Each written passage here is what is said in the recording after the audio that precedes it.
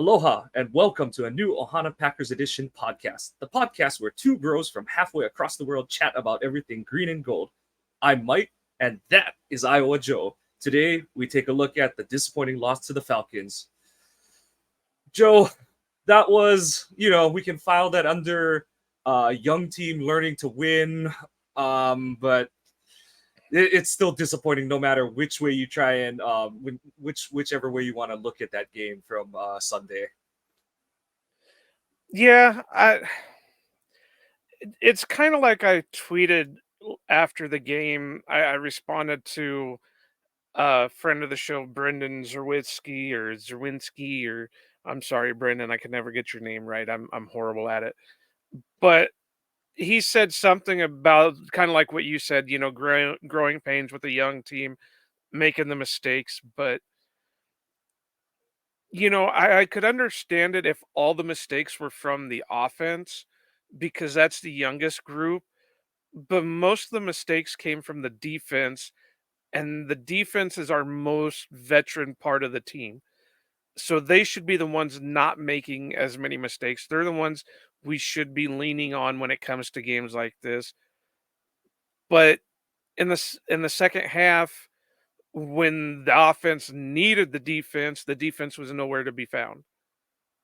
Yeah, I mean, hindsight 2020, you'd love to see any sort of production from the offense in the fourth quarter, but it's not the same NFL game as it was even 5 years ago. But when you go into the fourth quarter with a double digit lead, you expect to come out of that game with a win, whether you run away with it in the end or you scrape it together. But yeah, it's disappointing in that sense of it. It felt like they were in position to be in control of that game, but like you said, defense just couldn't come through, and also I just felt like LaFleur coached it a little scared. But we'll get into that as we get into our points. Um, the big spotlight all season is how did Jordan Love do today? I thought today was another mostly good day in the office for Jordan. Um, Not, on paper, people are going to kind of look at it and say, he only had 151 passing yards. Um, it's a little bit of context out of context, but you do kind of have to account for the nearly 90 yards of DPI penalty yardage that were accrued on two throws because, um, especially the first one, the first throw on the flea flicker, that looked in stride. And if it wasn't for, I think that was AJ Terrell who just basically said, screw it, I'm beat, and I'm just going to take his legs out from under him. Wicks had a shot at catching that one in stride. And then the later one to Dobbs, I don't know if he goes much farther than the catch point, but I do think he's catching that if Trey Flowers doesn't armbar him in the chest on that one. So do kind of have to allot those to passing yards. But yeah, I thought it was a good day at the office for the most part for Jordan. How about you? Well, and even a couple of the other throws that he missed, and they weren't even really misses. They were on target. Like I'm thinking of the one in the end zone to Wicks that Wicks had it, but between the corner kind of hooking his arm and the bobble with the other hand, it was perfectly placed. He just couldn't come down with it. And then there was what was it? It was one that it was on was it on a flat? So was it uh um the tight end where he like hit him right in the hands and he just kind of dropped it? Yeah, I can't remember who that one was, but I know which play you're talking about. Yeah, there was that one. And then honestly, I thought the final throw he had to Toure, I thought he put that in just about the only place he could put that one. So yeah, I know people Yeah, are. but that one was kind of hard because Torre was had to contort, and I don't necessarily blame it on either one. Jordan was No, no, trying to no, make a no. play. Yeah, Torre was just trying to do what he could with the way the ball was thrown. yeah. I'm more just saying I thought he put that basically the only place he could on that play. He was running out of time in the pocket on that play and basically threw it the only place it could go and gave his guy a chance. That's the main thing. And I think it, looking on building from week to week, I thought he was a little bit better, even if it was only a little bit better than last week in terms of just getting the ball to where he wanted it to be. Not just throwing a strike in the strike zone, but getting it on the correct corner. If we're using baseball terminology, making sure that fastball that's supposed to be outside and low is in fact outside and low. We saw him hit a couple quick outs to Jaden Reed going in for the Reed's second touchdown of the game. He put the ball nice and to the sideline. And then I thought his first touchdown throw, it's a quote unquote throw because the ball is moving forward, but his Yeah. touchdown to Wicks and then the second throw to Reed, I thought those were really good signs of Love's maturity in the system, because he's hitting his back foot, going through his progressions, and the ball is coming out on time, and he's giving his guys a chance to make not so much Reed on the second touchdown. That one was more Love just making a quick read and getting it to Reed wide open in the flat. But the one to Wicks, he's going through his reads, putting it right on Wicks' chest so that Wicks has a chance to catch the ball and turn upfield and make something happen to, get in the end zone from, I think, 15 yards out or something like that. So really liked seeing that from Love today. Well, and it's a common thing from what I said all of last year was you just got to build on successes. And it seemed like Jordan was building on successes. I mean, he still, hasn't thrown an interception yet, which we were all concerned about because he was kind of in that gunslinger mode. He's putting, in the first game, there were some throws that, yeah, they were good throws, but they weren't good throws because he overshot this one or, he undercut this one. And now in this game, you didn't really see that. You were seeing him be a little bit more accurate. So you just got to build those successes and stack them and go from there. And it's good to see that he did, obviously the 151, but you throw three touchdowns on that, almost four or five just, didn't fall his way. But, I can't really complain about it. The only complaint that I can have is, and we don't know if it was his fault or Myers' fault or whose fault it was, but if you're gonna sneak the ball, you got to kind of wait for the snap to I know. happen. In the post game, Jordan he took blame for that one. He said that he made the wrong call at the line and stuff. And my biggest gripe with that one is, I'm like, why wasn't it the play? Yeah. That's my biggest gripe with it. Is it's like, you're there, like, just go for it. Don't even bother with trying to draw him offside. Just go, kind of thing and stuff. Because Yeah, that to didn't make me, sense to me either because it was fourth and really short. It would have been different. It was if it was 4th and 5 and you wanted to try drawing them off, but it was fourth right, and really short. If you can't get a half a yard or a couple inches, then there's a we're the Bears. big yeah, there's a big issue there. And that's And something that honest, we'll talk about here in a few minutes, but that's a big issue. and to me, like, looking back on it, people are gonna say like, oh, should they really have called it? Like, to me, it's like, okay, sure, you're giving the ball to Atlanta on your own, on your own 34 and whatever ish yard line, but it's like, okay, maybe they don't use up as much of the clock and you have more time at the end if they do kick the field goal, or you're able to just bleed the clock out after that point. So that's why I kind of thought they should have just gone for it. Like you said, Love is really limiting his, not just even mistakes, but potential mistake throws. He only had that one real oh no play kind of thing at the I end. would And say he had two because he almost had two picked today. which one was the? I know I'm thinking of the Terrell one towards the end on like the third to the last drive Well, of the there game, was but one earlier on that I want to say that could have been a pick six, or was that the later one? that was the I, I later think one. I think. I think he had two of them today. Where, well, technically three because one got uh, tipped. Oh, the one he So got that going. Yeah, yeah, but there was a second one, and I can't remember because it's been I didn't rewatch anything, but I want to say there was one earlier on that he put it he was trying to thread the needle and it just there was no needle to thread. It was just all let me defender. try something. Yeah. Yeah, and we saw a couple plays where guys kind of weren't on the same page. I think it was the second down play after the flea flicker where he's expecting Musgrave to be looking at him more quickly on his route, and Musgrave is still kind of dodging defenders as he crosses the field and things like so. I I think mean, that might have been the play that it almost got intercepted on. yeah, it kind of 'Cause landed, it went yeah, behind Musgrave because he's not looking for the ball, and then it kind of went in between like two or three Falcons kind of thing and yeah. stuff. So it's one of those where it looks a lot worse because Musgrave's just not expecting the ball, and Love is expecting him to be expecting the ball. But I know what you're saying is like it's one of those where it definitely looked the end result looks worse than what I think Love even thought he was throwing into on that one. Because if Musgrave looks, he's wide open there. But Yeah.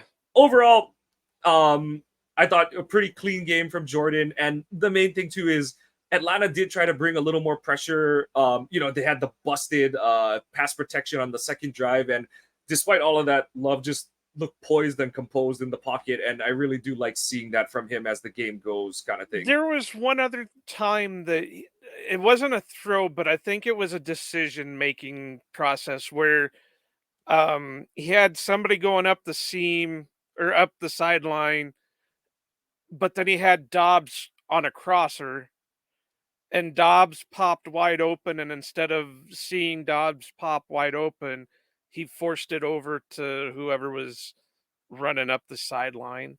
Yeah, Because I even the know. broadcast guys were even saying something like Yeah, that.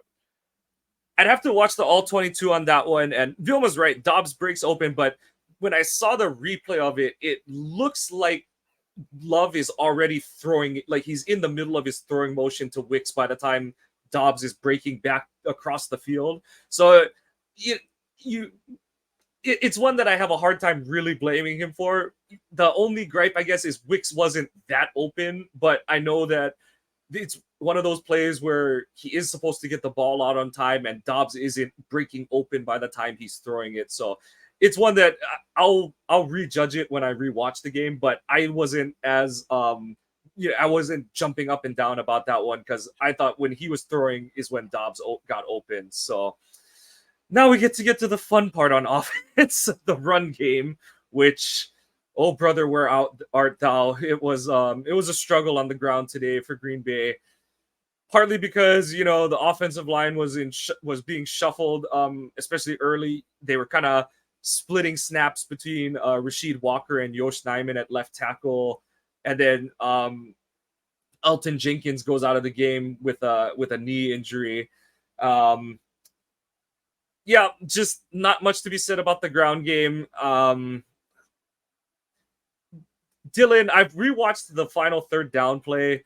Honestly, that play, it's a combination of a lot of different things, but it honestly just wasn't blocked very good.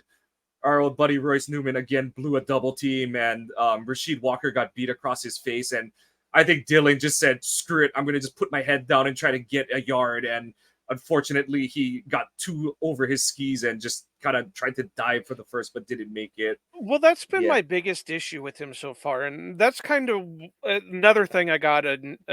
We didn't really get into an argument or anything, but I said that even if Jones returns next week, something has to change because Dylan just isn't it. Well, the gentleman came back and was like, "Okay, what are you talking about? He's got almost 50 yards. He's helping out the play action." Well, okay. Well, I think Emmanuel Wilson could have helped out with the play action getting only 50 yards. I mean, if you're being complimentary of 50 yards, then there's something wrong. I mean, he was only averaging maybe 3.8 a carry, and he, for one, can't keep his balance. He was always falling down. His something that we've talked about often, his pad levels are way too high. His vision doesn't seem to be there. He's just not the bowling ball he was in college. There's something going on.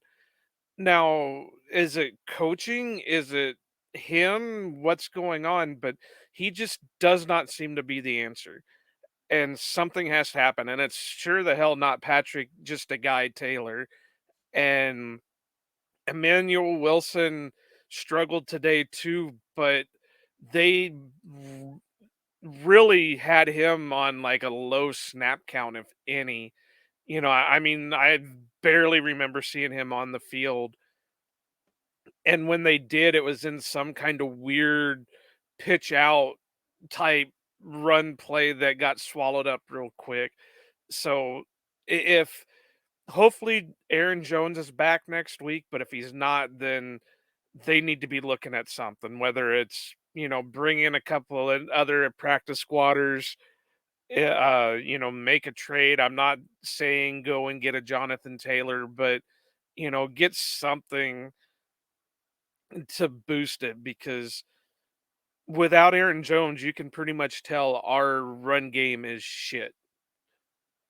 Yeah, I mean, there's no real way to sugarcoat it, and you know, I understood the intent of the pick for pairing AJ Dillon behind Aaron Jones, but the big problem is that they're two different types of runner, and not just because one is big and one is smaller, kind of thing. It's that Jones is a unicorn in terms of where if you give him 5 touches or if you give him 30 touches in a game, he's going to be as efficient and productive. If you split up his touches, kind of thing, you're going to get at minimum 5 yards a touch, kind of thing. Whereas Dillon, it's like he has to kind of feel out the game, and that's kind of where Green Bay only had like 40 something snaps on offense, and you don't get in a rhythm. It's hard to get in a rhythm when you're losing the time of possession by almost a quarter, basically at the end of the game and stuff like that.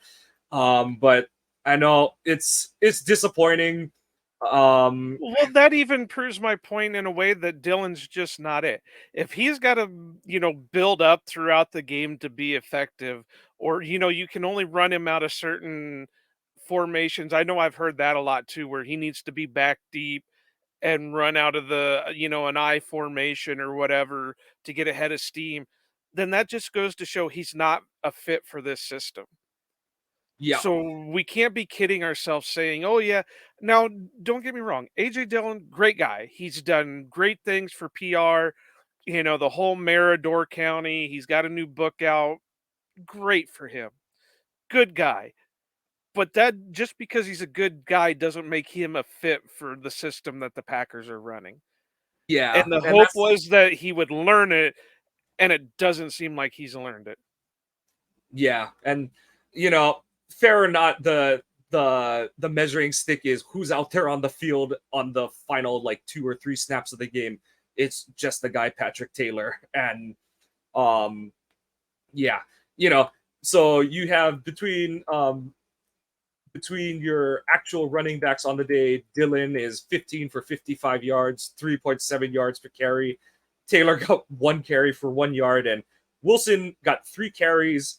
It looks like he only had 5, but in reality, they need to, even with Jones, they need to take that shotgun like side pitch thing. They need to take that play and shoot it into the sun, and whatever Yeah. survives that, shoot it into the next galaxy, because I hate that play, especially when you're running it into the left side where you don't have your starting left tackle and 2 rookie tight ends. It's one of those where it's like, I get what you're trying to show, but maybe not now, kind of thing. Well, let's And talk about that for a minute because it's really interesting that David Bakhtiari didn't play. Now, I know he popped up on the week with limited practice because of the knee or did not practice or whatever, and they actually listed him with a knee problem. But it's also kind of interesting that this is the type of turf that he, and rightfully so, the rest of the NFLPA has been fighting against. And he was just fine, did great in the first game, and now, he's injured and can't play. So I know the conspiracy theories are going to be out there that, oh, well, he just isn't going to play on turf. I saw a bunch of that already. He's just not going to play on turf. And LaFleur shot that down pretty quick after the game too. Um, I just think that no one's gonna like the answer no matter what. I do think it goes back to the play that we both held our breath against Chicago, where he got rolled up on the first drive, and um, you know coaches speaking, coach speaking stuff, but LaFleur was pretty adamant in the post game that it wasn't a he's not playing on turf kind of thing. I do think that roll up in the first quarter against Chicago that dinged his knee up a little more, which it's not an But to answer be anyone wants fair, to hear either. well, But yeah, yeah, but to be fair, Mike, he's not going to come out and say, "Oh yeah, David Bakhtiari is not going to play on turf." right. We're just not going to play him on turf. There'd be no way the Lafleur could come out and say that because everybody would crucify him for that kind of comment. So he's going to. Yeah. It's like he's not going to come out and badmouth a player because if he does, that player's going to give up on him. So he's got to sit there and try to make it sound like you know it's a positive light where I'm not saying that Bakhtiari is doing that. It could be and I don't even know if it was the play that he got rolled up on because if you remember right, he played the rest of the game and had no issues and was given, was posing for pictures and flipping the bird and everything else. So if it was really an issue, I think you would have saw it more during the game. I'm wondering if it was just playing the game had an after effect period because we know he's been dealing with fluid on the knee and whatever. But it's kind of weird that all of a sudden, we go from amazing pro level tackle, not practicing, plays pro level, not practicing, not playing. So it's a weird situation. Like I said, at the end of the day, whatever we're never gonna know what the truth of it is, but it's an answer that nobody's gonna like because it's either he's not playing on turf, he's whatever, like, and we saw a lot of people making their thoughts on that, just saying like going so far as to say like cowardly offensive linemen, and the other side is, oh crap, the knee is still an issue kind of thing. So it doesn't really matter in that sense. It's just, yeah, like you said, um who knows? Let's just hope he's back for next week against New Orleans. Um, yeah, and then in terms of offensive coaching, I thought LaFleur was great between. So he had the flea flicker, and then he like lost his marbles for a drive and a half. And then from that point through Reed's second touchdown, I thought he called a great game. And then I thought he just turtled too much down the stretch, kind of thing. I didn't care for those last couple drives, and then I mean that desperation drive. I don't really grade those because I know some people are like, "Why is everyone going?" I was like, I don't really grade those either way because I mean you're just trying to get down the field at that point. But I thought, especially the second to last drive, you don't even let Love have one, especially after you gain 6 yards on first down, like go play action on second down and see if something pops open or something like that. But to just kind of, I still don't want to say they have a LaFleur problem, but I don't know. I know that a lot of people are going to say he's protecting the young quarterback and blah blah blah, but put the game away. You saw Arthur Smith go balls to the wall and put the game away on his terms, and I kind of want to see LaFleur do that. But the thing is we've been dealing with that even through McCarthy, where it doesn't seem like they ever want to put their foot on the gas and just go for it. No matter how much speak we would get out of it. That was the whole all gas, no fucking break. Well, I've not seen that in the whole time he's been here. It always seems like it's, we'll do the speed limit. So it just, yeah, his play calling. What I was amazed by the flea flicker. I never expected that out of Matt Lafleur. And what was the other one? Was it the like the fake end around to uh or the fake handoff to the end around to Reed Oh that yeah, yeah, yeah, yeah. got him his touchdown. Never saw that one coming. It even had the camera guy confused because he was following the running back. The camera guys were absolute crock today. They were Yeah, well, horrible. I'll be honest, I had a hard time watching the game anyway because I couldn't get it pulled up on the computer, so I had to watch it on my phone. So I only had to Oh had my no. screen like that big, so I couldn't really watch much of it. Um, but I And I know a lot of people are gonna crucify him for the, not kicking the field goal. And in a way I can understand it.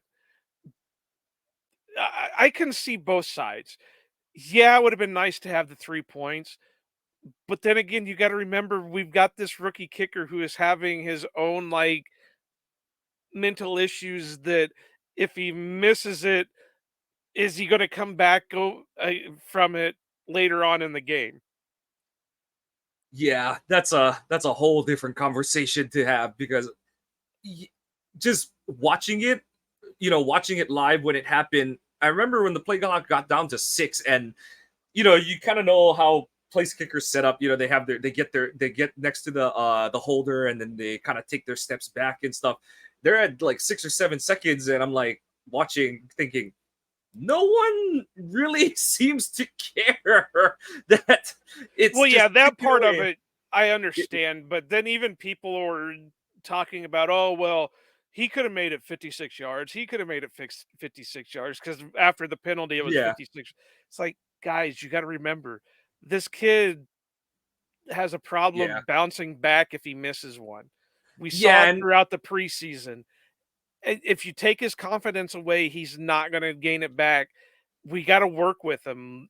Don't put that kind of pressure on him right now. I think too, it's a little different because like the 57-yarder he kicked in the preseason, the 52-yarder he kicked against Chicago last week. Yes, those are outdoors and stuff, but those were end of half scenarios where if he misses it, it's you just go into the locker room. It's like, okay, hey, we're just trying to get some points. Whereas in that scenario, you give Atlanta a short field, and then you do the whole, oh, what if we had just punted it? Now we gave them a short field, and if they go down and score, then that just, like you said, it potentially adds to his snowball effect where not only is he thinking potentially, oh, I missed the kick, but oh, I set them up on the doorstep kind of thing. And also, but yeah, I'm not much on the they should have kicked the 56-yarder. I'm just like, then just punt, like don't even send the field goal unit out. Just punt Well, kind and of we've thing been instead. having that the last 2 weeks where it seems like we're having tons of clock issues again. Where Yep. are the plays just that long that it's hard to get them called in the amount of time they're needed? Or, That's you what we've know heard. That's what we've heard from the day LaFleur was hired. And so I don't put that too much on Love either. You kind of expect that with a young quarterback because it is not only a young quarterback, but all his receivers are first time players plus Dobbs, who's only got a season of So he's directing traffic, and I know they practice that, but it's different when you have to simulate previous play ended, waiting for the ref to spot the ball. Coach has to decide what his plan is based off of where the ball exactly is, and there's a whole flow chart, and I know they do practice it, but you can't really scheme up. They can dress rehearsal it, but there isn't you can't really simulate dealing with the crowd noise, dealing with the defense, all that kind of stuff. So um it's one of those that I'm just hoping, like you said, it's one of those things that I'm hoping Love will improve at. But in terms of the transitioning to special teams, yeah, that part of it, it's like, Matt, that's you and Bisaccia. Like, what the? That's your two like most senior coaches on the staff. What the hell are you two doing? But those are things that we'll just have to earmark moving forward in the season. well, and like I Yeah, said earlier, the offensive side with it being so young and the first time starter, I get it. There are gonna be mistakes on it. What we're gonna be talking about next is the side of the ball that they don't have room for mistakes because they are our veteran group. yep. So let's turn the chapter to the defense, and like I think you've seen them too, where people are saying, "Oh, who is this on? Is this on coaching? Is this on the players?" It's never just one side or the other, but to me, especially down the stretch of this game, it's coaching. I'm sorry. You have a 12-point lead going into the fourth quarter against a team that is trying everything to hide its quarterback, whether it's running out of every every type of run play possible, or just getting the ball out of his hands in half a second. He's playing hot potato on some of these screen passes. Dude, play big. If you get beat over the top, I'm just saying, oh well, at this point. But you can't let Atlanta just ice the game away from behind, which I know a lot of people are saying that doesn't make any sense, but it's one of those, you're just waiting for the floodgates to break. And yeah, that's all I'm going to start with. I'm sure you don't Well, have many different thoughts there. no, other than I think it is a both thing.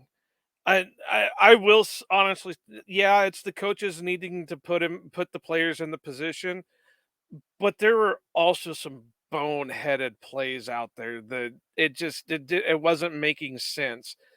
They, you know, the one that comes to mind, and I know I can't critique this one too much because of just what happened with it, but the Savage play on that deep pass to where Atlanta They pretty ran much their flea did, flicker. yeah, they ran their flea flicker. Savage was in position. He sped all the way over there and got himself in position. Without going back and rewatching like you would with the all 22 or whatever, I think he just misplayed it. So I watched the replay on it, and okay, on one hand, you're right. It's one of those we've kind of come to where with Savage, it's like he's there, but he's not making the play necessarily. It's one of those ones where it's just unfortunate. Like you said, he puts on the afterburners to get there from the middle of the field.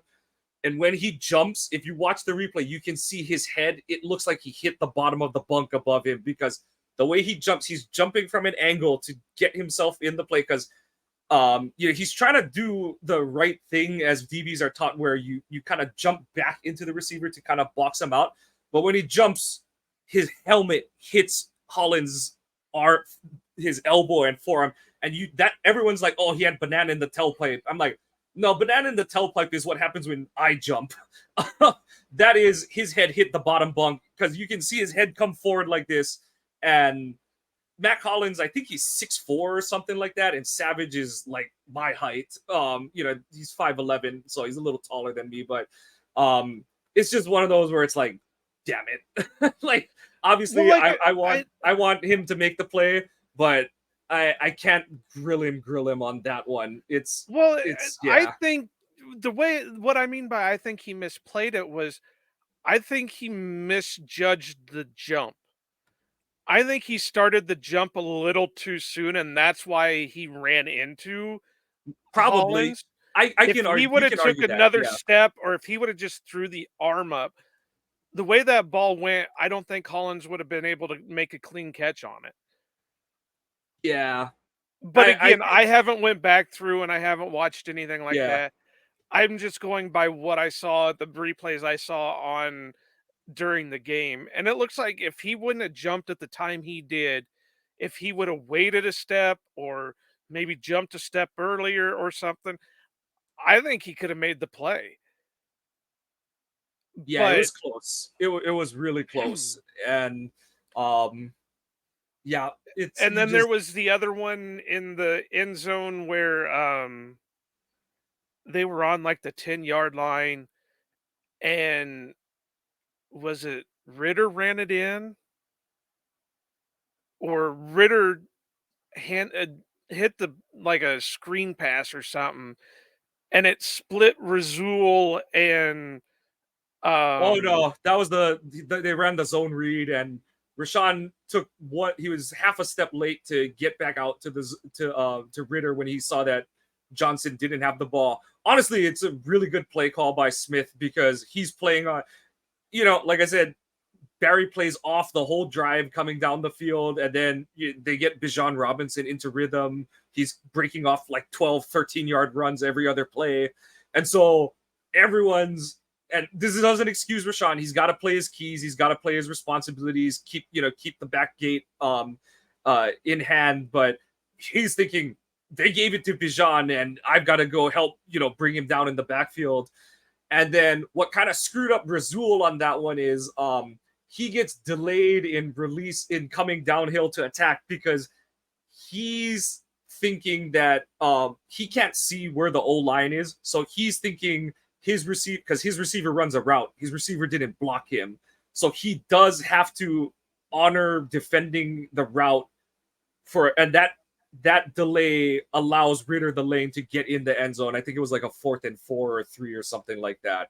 And so it is one of those where, yes, Green Bay had two guys who could have made a play, but you also do have to chalk it up. It is a great situational call by Smith to catch Green Bay's defense in a bind. And to me, it's one of those where it's like too little, too late kind of thing, where it's you have third down opportunities as a defense ahead on that drive, and you don't get off the field. And yeah, that's the bigger disappointment for me in the, And that was especially in the the whole fourth thing quarter. throughout the game is it seemed like one down they would be amazing. And then the next down there was nothing there. And then the next down they were amazing and then there was nothing there. So, and there were a lot of drop picks. Uh Jair should have had a pick six. Quay had one hit him right in the hands. It was the same exact play as last week against the Bears. I think Razul had the one pick, but I think he was set up for another one. I think it was in the end zone. It was either Razul or it was Savage, and they just missed it.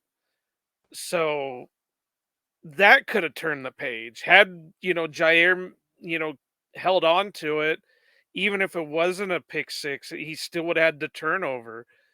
If Quay would have held on to it, there's no doubt it wasn't going to be a pick six again, but he would have, it would have been a turnover. They were in the positions to make the plays, they just weren't making the plays.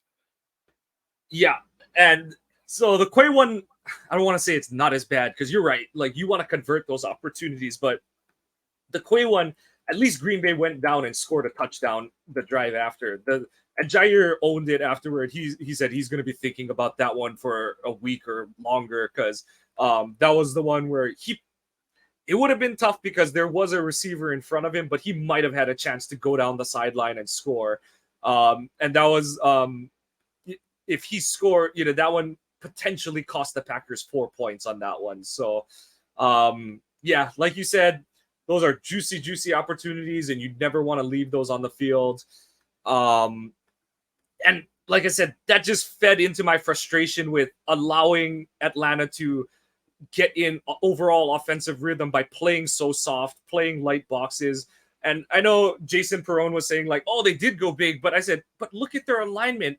He's pinching the D lineman.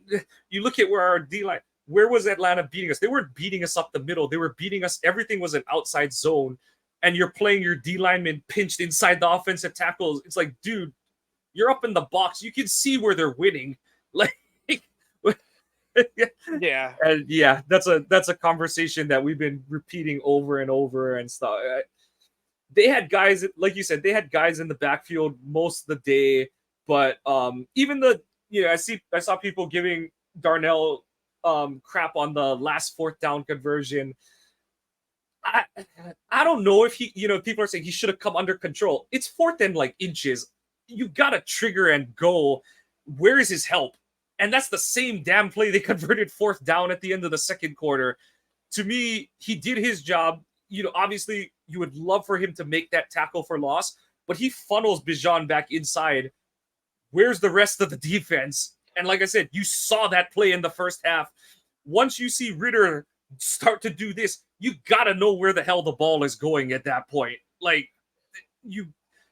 Darnell is the only one who triggered downhill. No one else did. And outside that one misplay, and I'm not even saying it was a bad play. I'm just saying he missed it. Right. He could have had I it. think Like, I think Darnell had a hell of a game. yep. And I will even take it back from what I said last week. Just looking back and all that, Darnell had a good game against the Bears too. Yep. So, I mean, maybe he's made that he's made that turnaround and he's starting to make that stride into what we had hoped. But it's obvious he's not getting any help from his counterpart. Yeah, and that's something that we brought up last week. And honestly, the youth move, like you said, the youth movement is big on offense. They've gotta. I know there aren't many spots on defense where they can really do that, but you gotta just start letting Johnson learn on the job. Like you're just burning snaps with Ford I at this point. am really surprised that Anthony Johnson did not get activated for this game. Last week I could understand why, because he was still limited in practice with the knee.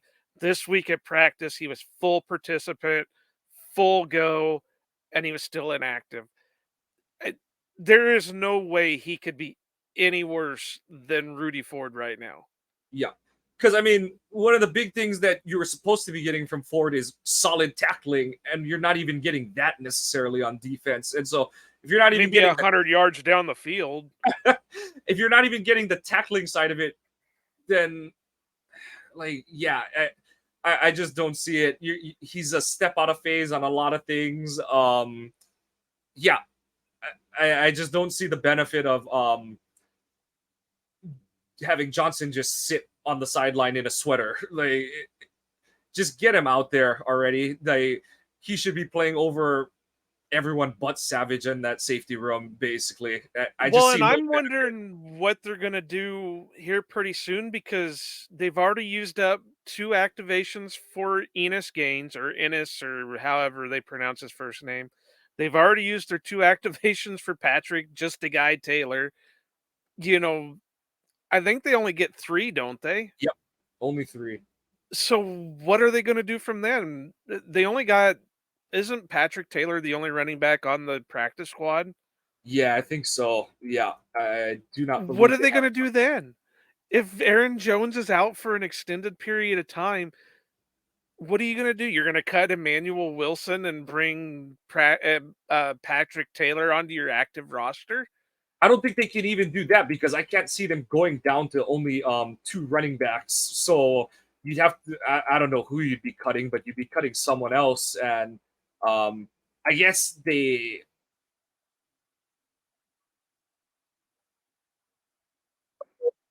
actually which way they would go on that one, but yeah, it doesn't make a lot of sense to me either. I agree with you. Last week, it kind of made sense where maybe the knee was still a little bulky and he's still a rookie and all that kind of stuff. But seeing the safety play across from Savage back to back weeks, it's been uninspiring at best. And like I said, I think the benefit is you just got to see if Johnson's got anything moving forward, and you're not going to find that with him inactive on game days. Well, and to go back to my point, Ennis Gaines has already been called up twice, and if you don't trust Anthony Johnson Jr., you're gonna trust Benny Sapp. You're gonna trust, uh, who's the other one? Keandre Thomas. If you can't trust the guy that you've already got on the active roster, how are you gonna trust the guys on your practice squad? Yeah. I know some will say like, oh, they have a year in the system and stuff, but like I said, you Benny gotta let Sapp your picks. doesn't. Oh yeah, no, he doesn't. Keandre Thomas maybe, but those are the outside of Ennis. Well, then you got Corey Ballantyne, but he's a corner. He's not going to play Yeah, safety. Thomas is a corner too, so yeah, it's yeah. I don't know the uh, the the the explanation that probably makes the most sense to me is it's a Joe Barry decision, which we all know how those go. So yeah, Uh, neither here nor there. And well, and then the kid that they signed from or claimed from Kansas City, yeah, he's been an inactive both weeks. Sorensen, is that No, his name? Anderson. Anderson. Um, yeah. So if he's been inactive, they won't play. They've been leaving Anthony Johnson Jr. inactive. They keep running Ford out there. Owens actually looked good on special teams today, so maybe Yeah, that's his spot. You could easily cut Ford and leave Owens in that special teams spot, and have Anthony Johnson Jr. or Anderson or whatever, other guy they wanted out there. Yeah. I don't And know. It's confusing. yeah, you have the safety room with 6 players, and like one and a half of them are fieldable on defense, and you're hoping that that one and a half, that half a player, I give Johnson half a player because he's a rookie, but you hope it becomes two. But I know that's kind of where I didn't like them overloading at so many special teams only or special teams primarily safeties coming into this season. I get that it wasn't a good draft, and Johnson might have been one of the better prospects in the class, but you got to at least get guys who can play defense, kind of thing. Their position is safety, not special teamer, kind of thing. Well, I So also have to give Barry credit that he was actually starting to run 3 inside linebackers out there. He was starting to run, uh, I think McDuffie out there, yeah, I saw yeah, McDuffie out there for a few what snaps, was Vilma calling it, like the jumbo package or something, where something like that. you had 3 inside linebackers and, uh, 3 down linemen and 2 edge rushers or something like that. I gave him credit for that, and it seemed like it was doing okay. Right, and that just goes back to the make Ritter prove he can beat you. Like, just don't let him just march down the field and only make screen passes and that kind of thing and all. But that, I say it all the time. Defensive coaches, especially older defensive coaches, they like to play it safe with a lead, and we saw it today. Atlanta just got in a rhythm, and Green Bay sat so long into the because Atlanta got the ball. They started the drive when they were down 24-12 at the very end of the third quarter, and then Green Bay didn't see the ball until crap. When did we get the ball back? We didn't get the ball back until basically under 12 minutes in the fourth quarter. So, you figure that's like half an hour, 45 minutes of real time.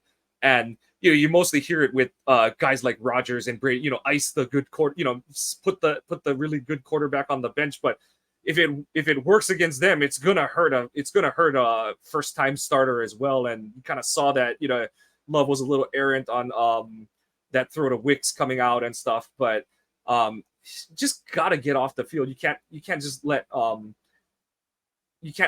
opposing team have anything they want. And Well, um yeah, even if it's not just the opposing team, you gotta do it for your own defense so they can get a breather. yeah, You can't let them get run ragged, and I yeah. think that might have been part of it too, was that they just started getting wore down, and You lose time of possession by almost a full quarter. That's gonna happen. It doesn't matter that it was in a dome instead of outside. so I don't know. Is there anything else you wanna talk about? I'm ready to turn the page on this thing. So yeah, I mean, it is just, yeah, it's a Barry game.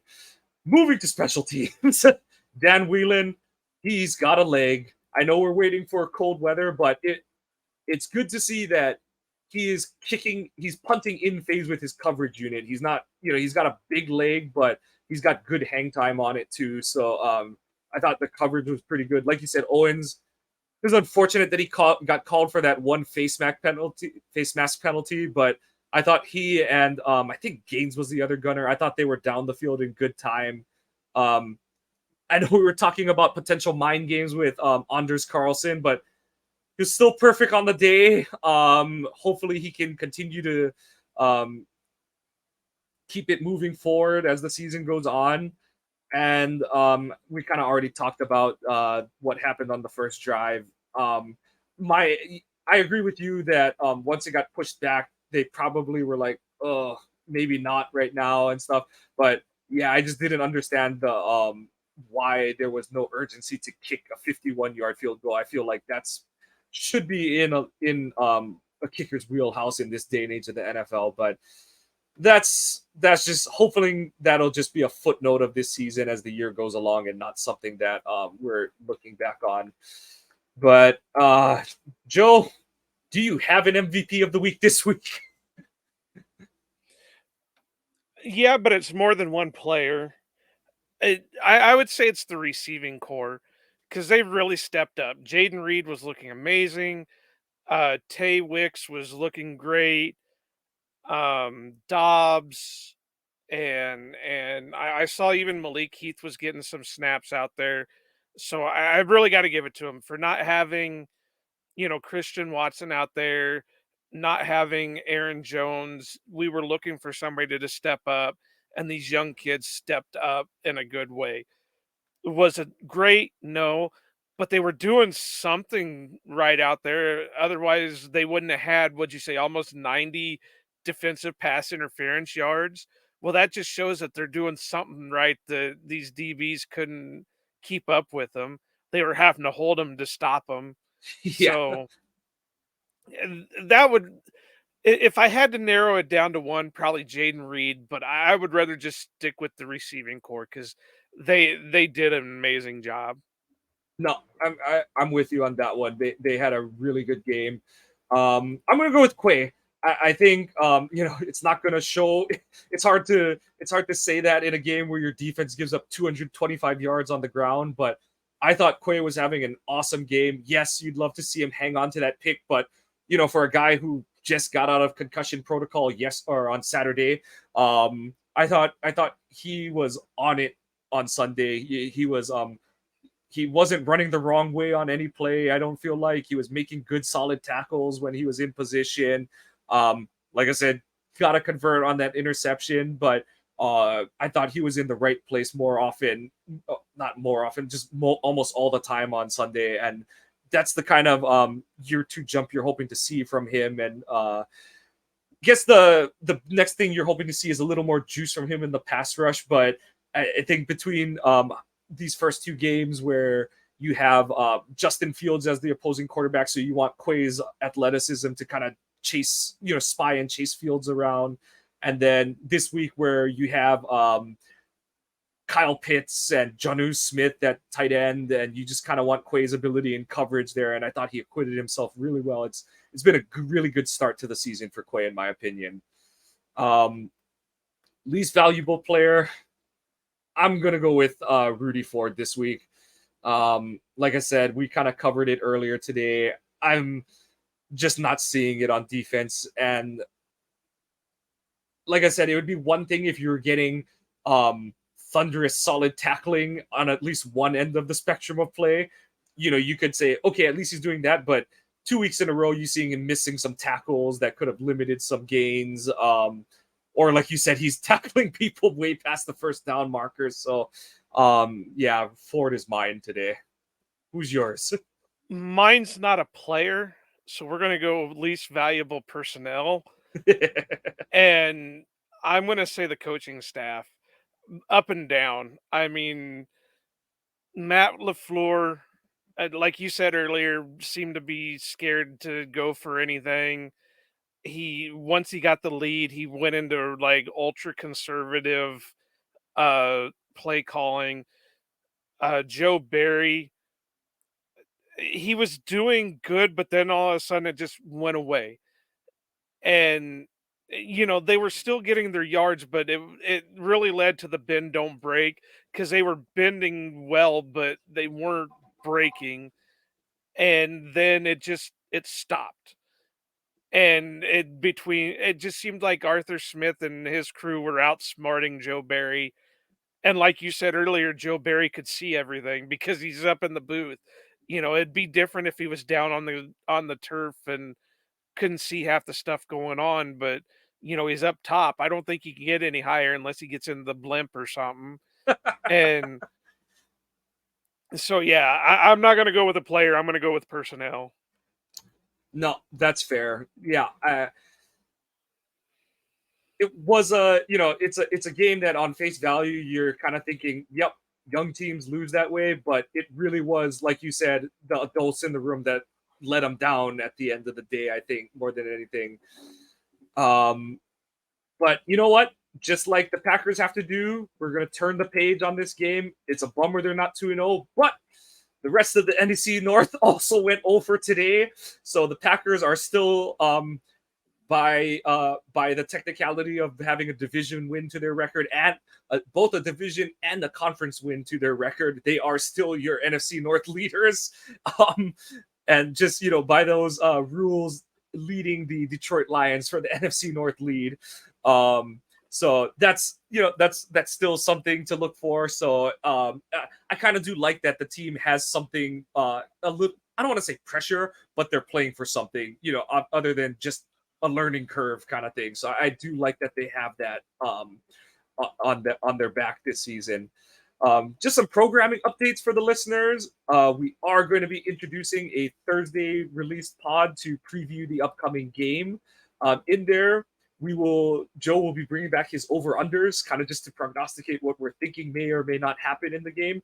And we will put out some tweets for listener questions, not user questions, listener questions. So please send those our way. We'd love to have some interaction with the fans. Joe, any final thoughts for this one, or are you kind of good on this one, just ready to turn the page? Really nothing. I mean, we knew this was going to be an up and down season anyway.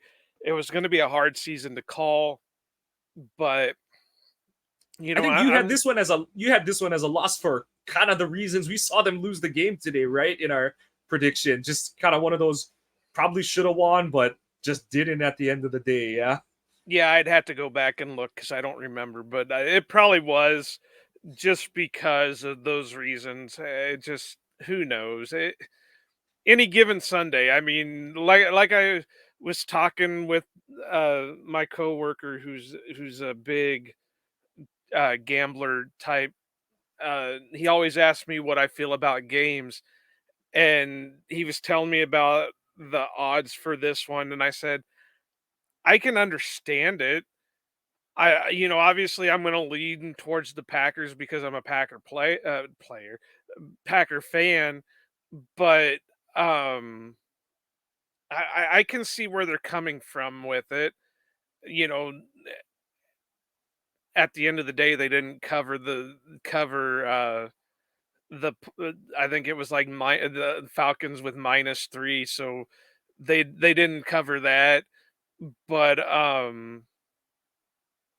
yeah, it just any given Sunday, the NFL is so hard to call that you never know what's going to happen.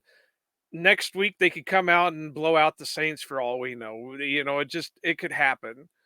Yep. So Yeah, it's gonna be one of those kind of seasons, but that's the ride we're on this year. And honestly, it like you said, it's good to not good, but this is one of those games you don't want to see later in the season, and you hope that they learn from the mistakes they made today.